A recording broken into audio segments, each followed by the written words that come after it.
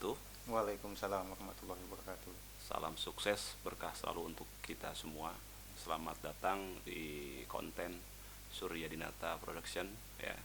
Jangan lupa like, comment, share, and subscribe.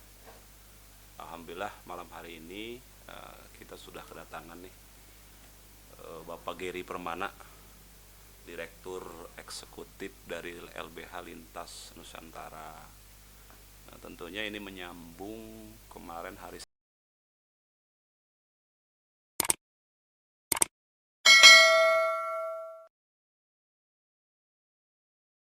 Senin ya Pak Direk, kita kedatangan ke kantor LBH Lintas Nusantara, kedatangan seorang ibu yang berusia 42 tahun. Inisialnya itu SM. Nah, maksud tujuan beliau datang ke kantor LBH Lintas Nusantara itu adalah merangka beliau mencari keadilan. Mencari keadilan terkait beliau punya sebuah permasalahan, itu permasalahan jual beli rumah gitu.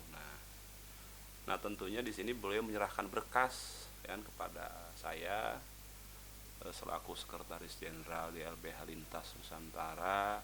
Nah, kami kemarin sudah berdiskusi terkait masalah berkas ini. Nah, ada beberapa hal udah kita diskusikan ya di hari Senin kemarin.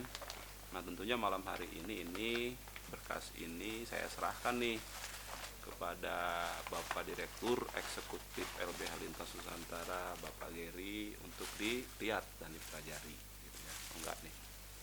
Nah, adapun mungkin nanti yang akan disampaikan, dibahas, tanyakan kan ya ke saya, silahkan. Di sini berarti kan ada terkait jual beli rumah ya.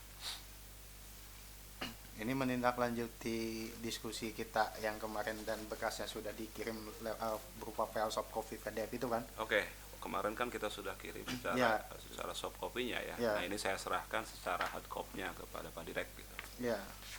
Jadi sedikit banyaknya memang sudah saya pelajari terkait berkas ini. Oke. Ya, apa namanya? Dimana ini kan ada sebuah proses transaksi jual beli ya antara Ibu SM 42 tahun tadi ya dengan sebut saja pihak pembeli. Pembeli ya. Ya. Nah, di mana ini transaksinya bulan lalu Agustus. Agustus ya. Ya. Oke, siap. Nah, jadi kalau misalkan kita berkaca kepada persoalan ini ataupun permasalahan ini, tentu kita harus tahu dulu sih bagaimana cara ataupun mekanisme dalam transaksi jual beli menurut perspektif hukum. Oke. Gitu. Nah, jual beli itu hukumnya hubungan hukumnya itu adalah keperdataan. Ya. Nah, keperdataan, kemudian apa namanya mekanismenya seperti apa? Langkah awal yang paling memang perlu kita sama-sama pelajari atau perlu kita perhatikan, bahkan kita cermati sama-sama ketika proses transaksi jual beli, alangkah baiknya sebelum itu kita lakukan dulu pengecekan pengecekan kepemilikan atas rumah ataupun sebidang tanah yang berdiri bangunan rumah tinggal di atasnya itu, karena kan SM ini sendiri menjual rumahnya ya, Iya. tanah beserta bangunan yang berdiri di atasnya. Oke. Nah, kalau misalkan saya melihat ada sebuah perjanjian jual beli juga, tentu ini sebelum saya bahas ke sini. Nah, tadi ya poin penting ketika ingin transaksi jual beli tanah, yang pertama adalah yang kita perhatikan surat-surat kepemilikan. Nah, di mana idealnya kita membeli tanah itu harusnya berupa sertifikat hak milik SHM. Secara ideal ya itu. Secara ya. ideal. Secara ideal. Karena kenapa? Dalam pasal 20 Undang-Undang Nomor 5 tahun 1960 tentang pokok-pokok agraria atau tentang pertanahan, itu dikatakan secara tegas bahwa hak milik adalah hak terkuat dan terpenuh. Oke, siap. Ya, itu bunyinya. Artinya, hak milik tadi sepanjang dia sudah berbentuk sertifikat hak milik yang dikeluarkan atau diterbitkan oleh Badan Kantor Pertanahan Kabupaten Kota setempat, maka dia sudah memiliki kekuatan hukum yang sangat sempurna menurut pandangan ataupun hemat saya. Nah, kemudian karena ini adalah memang belum disertifikatkan, ya, kalau saya terima berkas beberapa hari yang lalu, ya, kurang lebih 2 hari yang lalu, pada saat saya pelajari. Nah, tapi di sini ada beberapa yang memang menunjukkan dan bahkan ya bentuk pengakuan bahwa kepemilikan atas rumah tinggal tersebut merupakan milik SM. Oke, siap. Nah, Jadi berdasarkan berkas yang ada itu di sini kacamata Pak Direktur Eksekutif LBH Lintas Nusantara sudah masuk ya, itu berarti jelas punya Ibu SM itu ya. betul. Karena kenapa? Jadi gini, cara meriwayatkannya, sertifikat hak milik itu ya SHM yang dikeluarkan oleh kantor badan pertanahan setempat kabupaten kota tadi, ya, tentu harus memiliki dasar ketika kita ingin mengajukan permohonan sertifikat. Oke. Gitu. Yang menjadi dasarnya adalah yang pertama harus ada surat keterangan tidak sengketa. Nah, yang kedua adalah surat keterangan riwayat tanah. Oke. Yang ketiga adalah surat pernyataan sporadik. Oke. Nah, Letter C. maaf, berdasarkan ke 2 hari kemarin beliau datangnya ke kantor LBH Lintas Nusantara dalam rangka tadi ya, mencari keadilan tadi, itu sudah ditempuh katanya itu apa yang sampaikan oleh Pak Direk itu. Oke. Nah, itu sesuatu yang memang hal yang wajib dilakukan dan memang harus dilakukan karena ya tadi untuk mengetahui kebenaran material atas penguasaan rumah tinggal tadi ataupun tanah yang berdiri di atasnya berupa bangunan rumah tinggal. Nah, ini semua dikeluarkan oleh kantor kelurahan ataupun desa setempat. Gitu. Nah, sedikit saya ingin mengatakan teman-teman bahwa surat keterangan tidak sengketa, surat riwayat tanah, letter C, surat pernyataan sporadik itu semua diterbitkan oleh kantor kelurahan ataupun desa di mana objek tanah itu ada, gitu. Nah, tetapi yang amat disayangkan adalah seringkali masyarakat ketika ingin mengakses surat-surat tersebut terkesan ya diduga dipersulit oleh oknum lurah ataupun kepala desa. Nah, ini menjadi catatan penting, sama-sama kita harus dorong bahwa itu hak atas pelayanan publik ya yang memang harus diberikan kepada masyarakat sepanjang memang betul yang bersangkutan adalah pemiliknya. Gitu. Nah, pihak kelurahan dan pihak kepala desa juga harus mengecek gitu secara fisik penguasaan atas tanah ataupun bangunan yang berdiri di atasnya apakah terjadi sengketa ataupun tidak. Itu harus betul-betul, jangan mengedepankan seolah-olah money oriented atau misalkan ketika lu ingin dapetin surat pernyataan sporadik, keterangan tidak sengketa dan lain sebagainya, ada berapa. Nah, jangan seperti itu ya. Ingat, kepala desa ataupun lurah jabatan publik dan sudah seharusnya memberikan hak atas pelayanan publik. Seperti itu. Nah, kemudian hal tadi seperti yang mana disampaikan oleh Pak Sekjen. Saya mendengar bahwa memang sudah ada upaya sebelumnya yang ditempuh, bahkan memang kita juga sudah mempelajari berkasnya sama-sama, dan ini juga tentu adalah upaya yang memang sudah sangat tepat gitu. Nah, karena begini sebetulnya, beberapa notaris, kolega notaris saya nih, saya punya kolega ya. Nah, notaris gitu kan, relasi itu di antara sebagian besar mereka tidak mau menerima transaksi jual beli ya berupa pembuatan AJB yang dibuatkan oleh notaris. Nah, sepanjang tanah ataupun rumah tersebut belum menjadi sertifikat. Itu sebagian besar kolega notaris saya tidak mau mereka menerima. Oh, jadi gitu. Jadi pengen nerimanya tuh udah sertifikat. Itu karena menghindari potensi konflik yang akan terjadi ataupun sengketa yang akan terjadi di kemudian hari. Nah, berarti kan kalau kita melihat di sini ya, saya juga kan kemarin diskusi dan melihat ya di sini tentunya dari berkas yang ada gitu. Di sini kan tentunya ada konflik nih. Nah, ada konflik berarti ada beberapa hal yang memang terjadi gitu kan. Yang tentunya di sini menurut pandangan saya ini sangat merugikan ibu SM ini ya. Gitu. Berdasarkan bukti fakta yang kita lihat ini, berkas yang kita lihat gitu. Nah, di sini kan ada ini udah terjadi kan. Nah, ini maksud saya, nah pertanyaan saya ini gimana ini kan secara persepsi dari Pak Direk sendiri gitu. Kan kemarin juga udah kita by phone, kita telepon ya, kita sampaikan, kemudian ini. Nah, Nah, inilah berkas yang ada. Nah, itu gimana sih kok secara pandangan Pak Direktur gimana sih ini terkait kasus ini gitu, terkait Oke, kalau Ibu SM misalkan ini. bicara soal fokus case-nya, kasuistiknya, yaitu ini kan SM itu menjual kepada sebagai penjual ya, menjual kepada WI, WI. ya, itu kan rumah tinggalnya itu. Nah, di mana ada sebuah perjanjian, ya. Ini kan Ada teman-teman perlu dilihat ya surat perjanjiannya ini, gitu. Nah, ini apa namanya dibuat oleh kedua belah pihak, ya, ditandatangani oleh kedua belah pihak, itu. Akan tetapi saya pun melihat surat perjanjian ini sebetulnya berpotensi dapat dibatalkan atau mungkin kemungkinan juga batal demi hukum. Nah, kenapa demikian? Pertanyaannya begini, cara membedakan perjanjian itu sah atau tidak sederhana.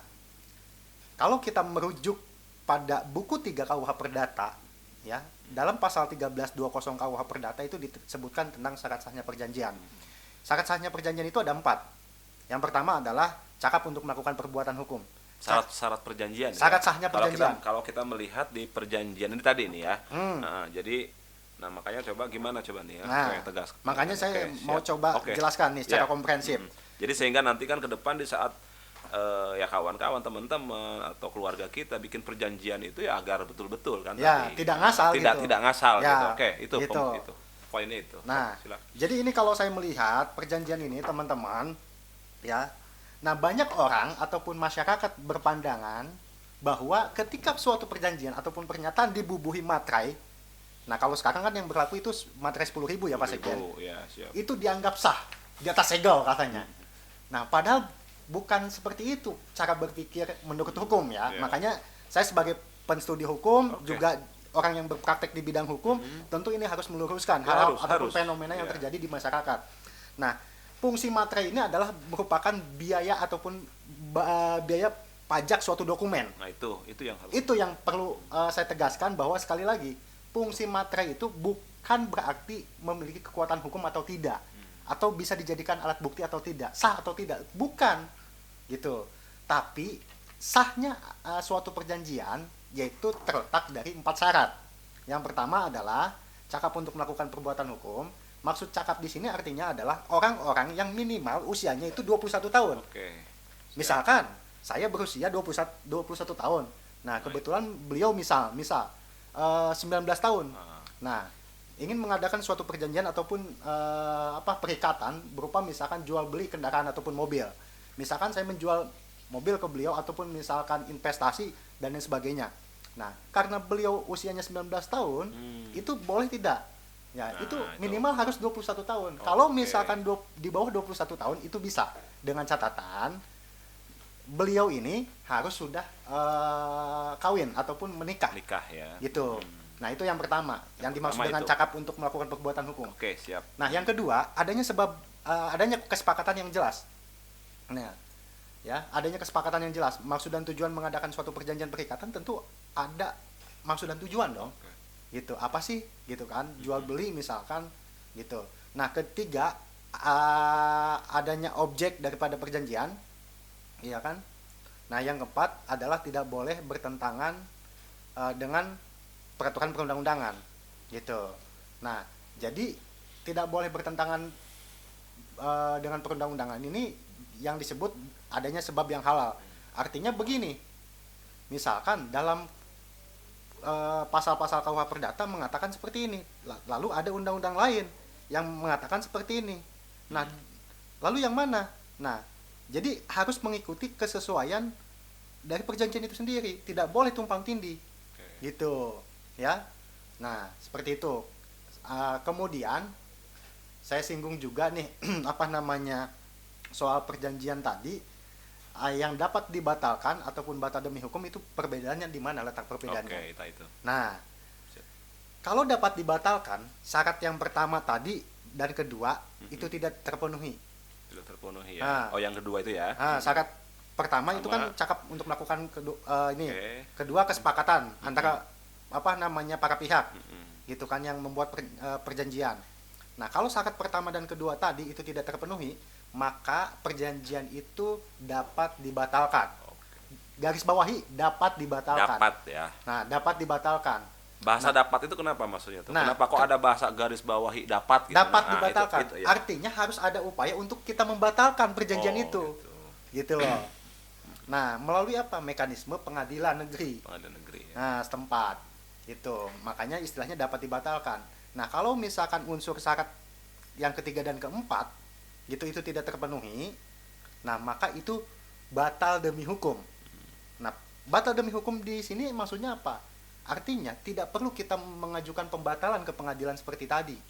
Gitu. Oke. Nah, di sini kan jelas nih Pak Direk ya. Kalau saya lihat tuh ya di berkas yang ada di sini kan ada akte hibah. Akte hibah tahun 1988 ya. Nanti coba dicek lagi kan gitu ya. Kemudian kepada Ibu SM tadi. Gitu kan, Ibu SM. Nah, kemudian di situ tentunya terjadi kan tadi jual beli gitu kan.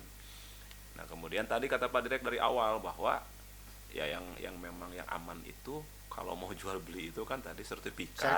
Nah, mungkin ini kan di sini juga nih ternyata kan terjadi gitu. Nah, ini kan kedua belah pihak nih antara si penjual dan si pembeli sebenarnya dari awal kan sudah jelas kan melakukan kegiatan itu kan, sudah dicek dilihat semua gitu kan. Nah, di sini notaris katanya ini juga menggunakan notaris gitu.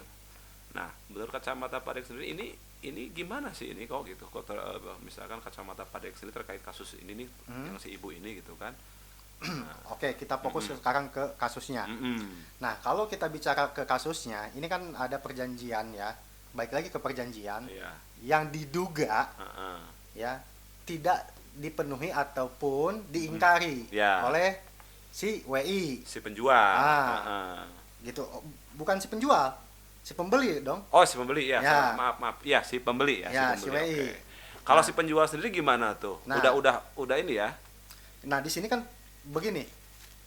Ya, harusnya kan kesepakatan nih. Saya ilustrasikan teman-teman. Kalau misalkan saya menjual rumah saya nih misalkan dengan harga 1,7 miliar.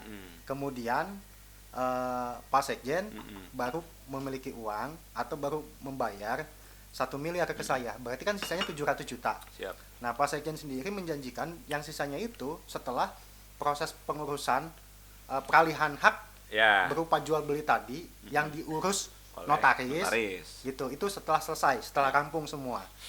Nah, setelah sama-sama kita menerima ya akte jual beli tadi. Nah, tapi ternyata Pak Sekjen yang harusnya membayar sisanya itu ke saya 700 juta, lalu kemudian misalnya ke orang lain, sebut saja misalnya ke Bang Yadi misalkan.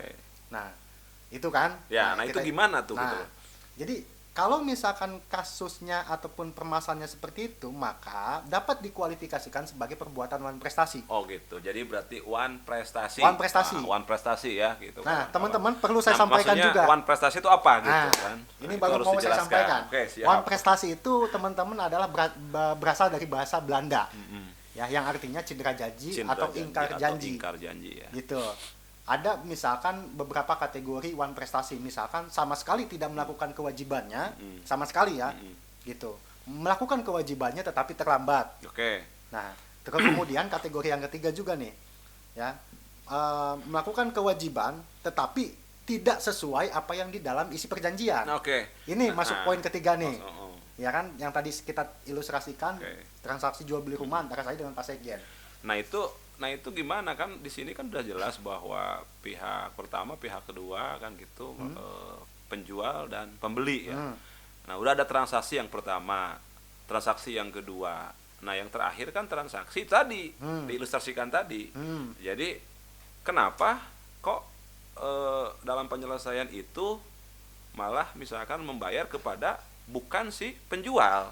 Karena di awal kan ada transaksi yang pertama si pembeli tentunya transaksi dengan penjual kan. Nah ini di kasus yang ini kalau yang saya lihat ini kan di ujung pas di pelunasan tadi malah melunasinya itu bukan kepada si penjual. Nah ini gimana gitu maksudnya kan gitu. Nah ini hemat saya adalah tetap kategori perbuatan wan prestasi yang diduga dilakukan oleh WI sebagai pihak pembeli.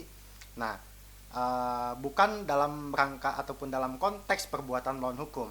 Nah, ini kadang-kadang teman-teman penstudi hukum, teman-teman praktisi hukum juga yang lain gitu, terkadang mungkin kesulitan untuk menyimpulkan mana perbuatan wan prestasi, mana perbuatan melawan hukum.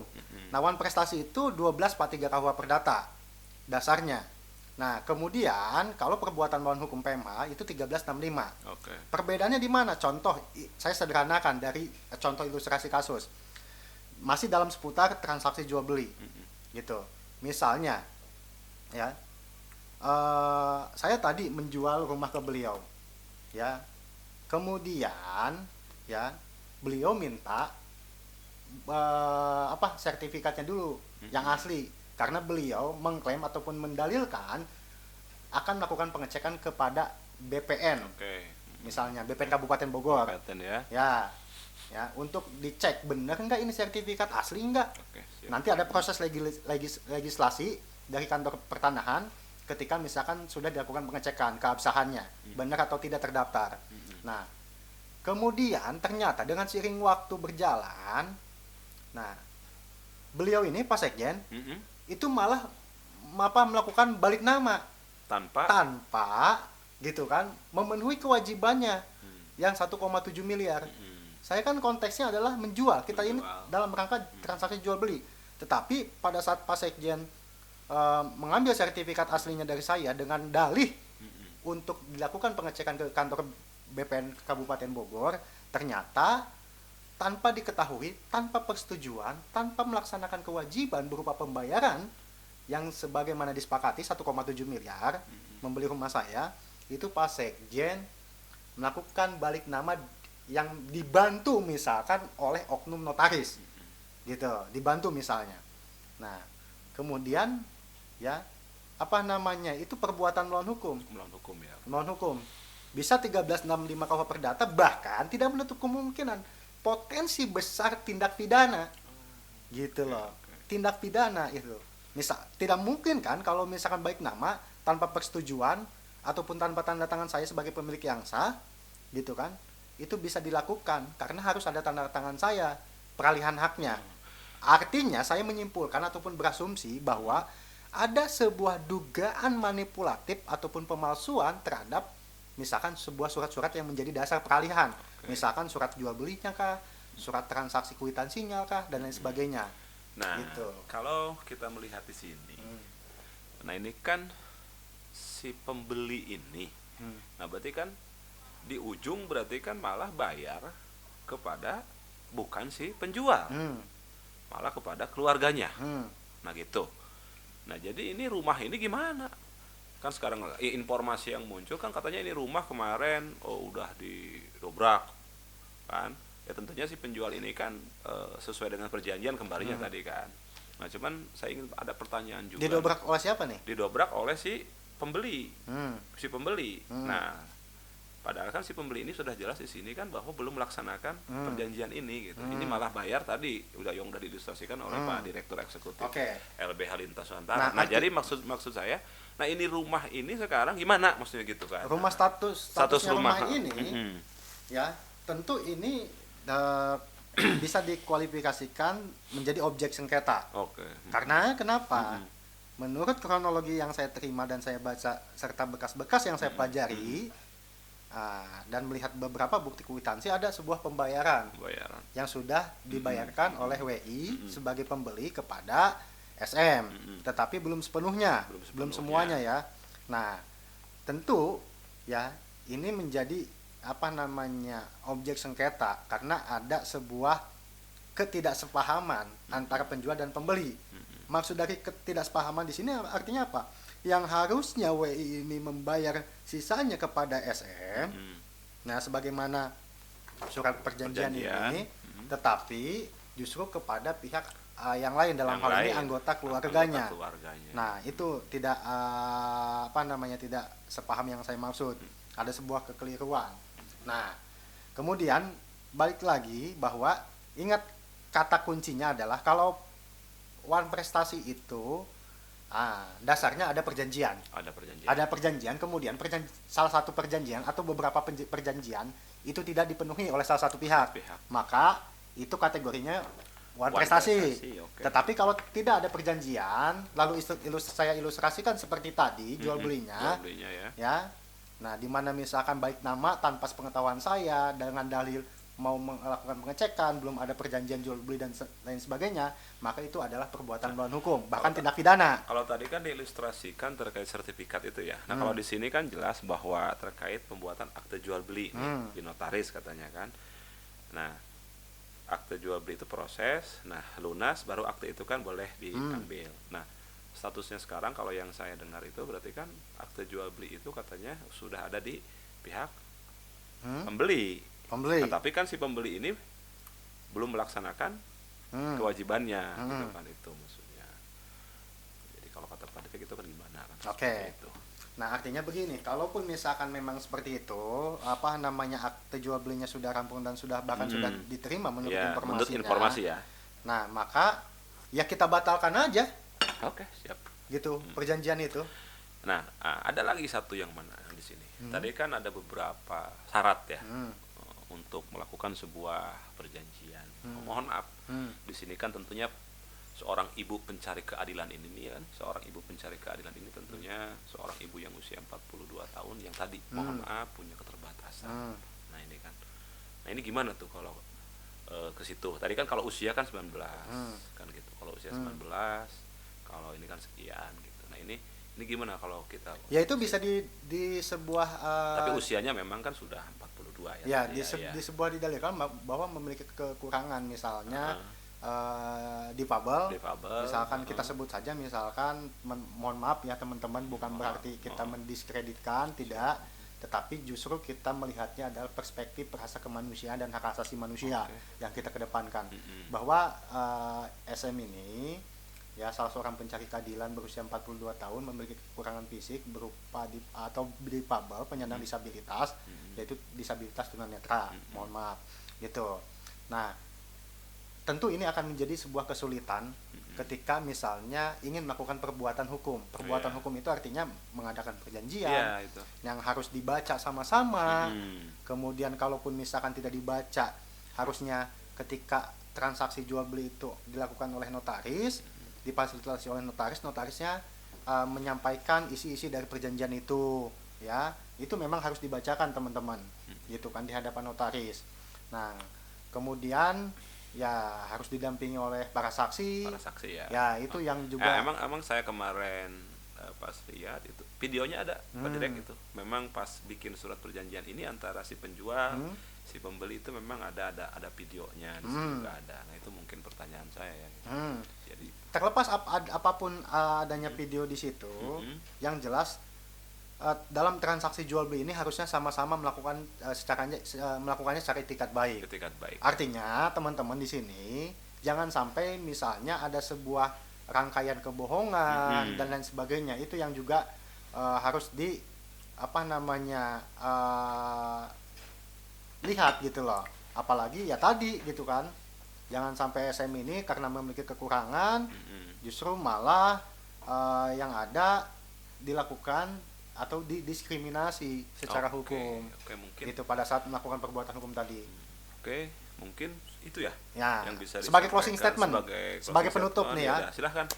Lalu upaya hukum apa yang dapat dilakukan oleh ibu pencari keadilan ibu pencari keadilan ini, Ibu SM ini. Ibu SM ini. Nah, sebagai closing statement bahwa upaya hukum yang dapat dilakukan oleh Ibu SM ya sebagai pihak penjual ataupun pemilik ya, ini bisa menempuh upaya hukum perdata berupa melakukan pembatalan terhadap akta jual beli yang dibuat atau ditandatangani oleh notaris yang bersangkutan. Gitu. Mekanismenya adalah ke pengadilan, di mana pengadilan sesuai dengan domisilinya. Misalnya ada di Kabupaten Bogor misal, ya objeknya, maka diajukan pengadilan Kabupaten Bogor. Gitu untuk membatalkan perjanjian itu. Seperti itu sih. Gitu.